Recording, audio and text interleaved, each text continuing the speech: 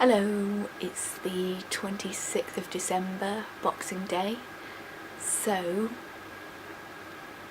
today has been stressful. In the morning, I realised that Jamie's finger looked even worse.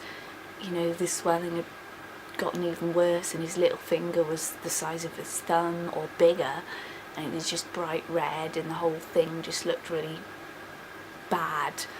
So I asked him to come back to the hospital with me so that he could get it checked out, which he agreed to.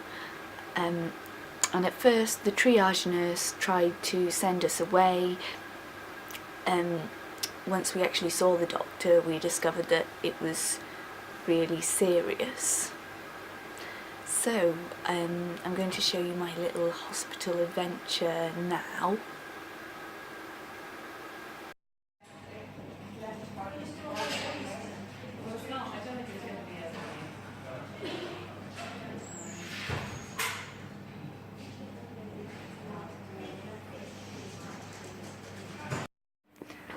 Hello, so I just started recording this and then this guy stumbled out from one of the rooms, like clutching his chest, and was like, "Where's A&E? Where's A&E? This is terrible." So I just pointed them in the right direction.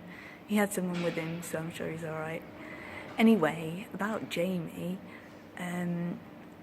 we spoke to the orthopaedic doctor and they said that he's going to have to be admitted as an inpatient for IV antibiotics, and he will also need to have surgery under general anaesthesia tomorrow to sort of cut open his finger and wash the infection out, which is pretty creepy.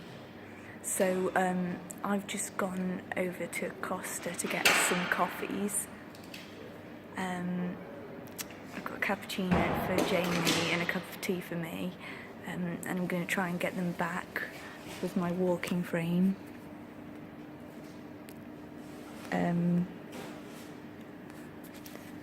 And I'm going to wait with Jamie until he gets the hospital bed, because he's done so much to wait with me at A&E and support me when I've had health issues, and I think I owe it to him.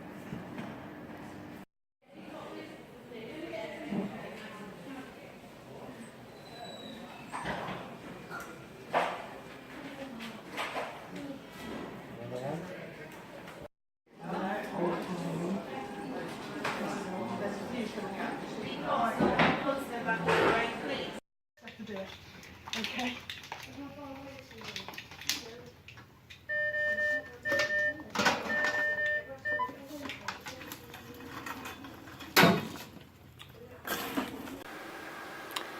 So I left Jamie at the hospital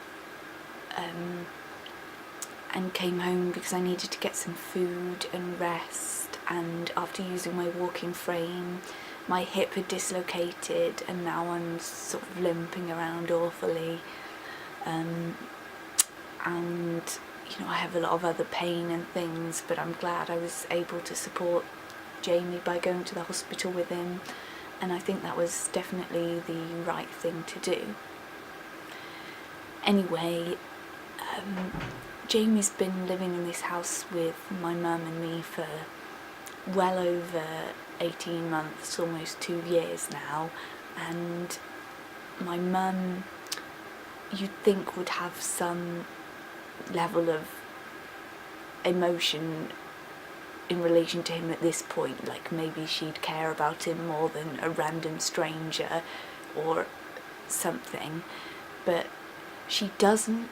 And so today, when I called her up to let her know that Jamie was going to have a procedure under general anaesthetic, instead of being supportive in any way, she just immediately went onto some screaming rant down the phone about how, you know, how do I get into these situations? Everything's all my fault. How dare I make her waste some of her holiday off work coming to collect me from the hospital? even though I was right to go there and Jamie was seriously ill. And then this evening she's just been whining about it all again, constantly. Me and Jamie and anyone else that my mum knows or it is related to are just huge inconveniences, that everything bad that happens is somehow my fault, even things that are just completely unexpected and unlucky, like Jamie getting an infection in his hand. That's got nothing to do with me, but they're still blaming me somehow.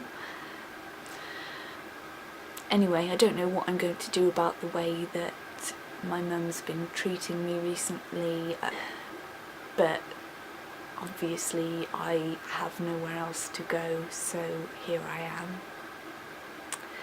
Anyway, I'm going to take Siku the dog out for a walk for a bit, even though it's, you know, been raining quite a bit. I just really want to get out of the house, and it's quite stressful for me, Jamie being in hospital, and obviously I'm very worried about him, but obviously my mum wouldn't even fucking think of that. She wouldn't even realise.